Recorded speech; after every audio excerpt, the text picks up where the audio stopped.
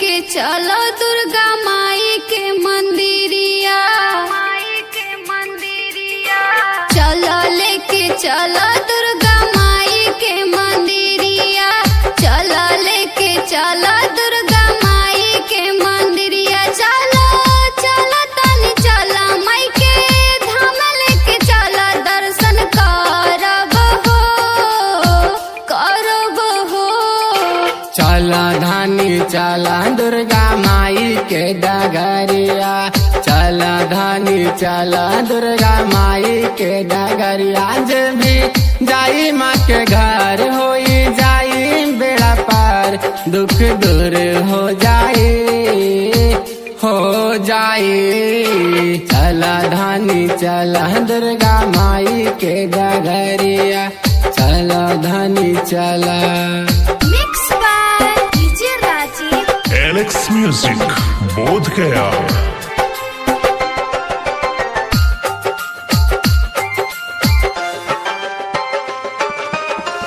जीवन के हर राह में अब तो मिले है न केहू के संग हो। मैया के जदि धाम तू जइबू रहबू न कबहू तंग हो। खुशी पाके भूल न जइहा, चले हा अगला साल हो। माई के चरण जे भी जाई सुना धनिया, माई के चरण जे भी जाई सुना धनिया। चलो चलो तनी चलो माई के धाम लेके चलो दर्शन करब हो।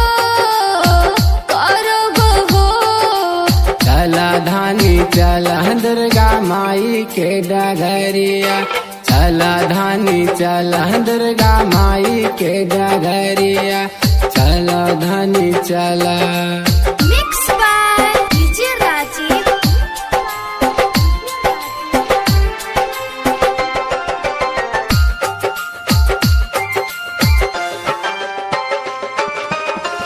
कितना दिन अब कितना दिन है बाकी अभी के नवरात हो।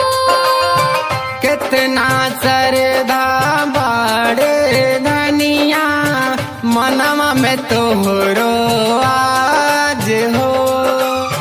सरधन रही मना कैसे जुड़ाई, पूरा न होई आस हो।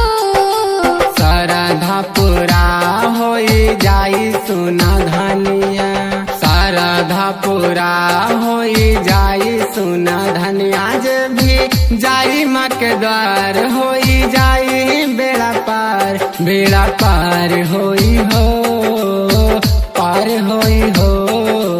चला धानी चला दुर्गा माई के डगरिया, चला धानी चला दुर्गा माई के डगरिया, चला धानी चला।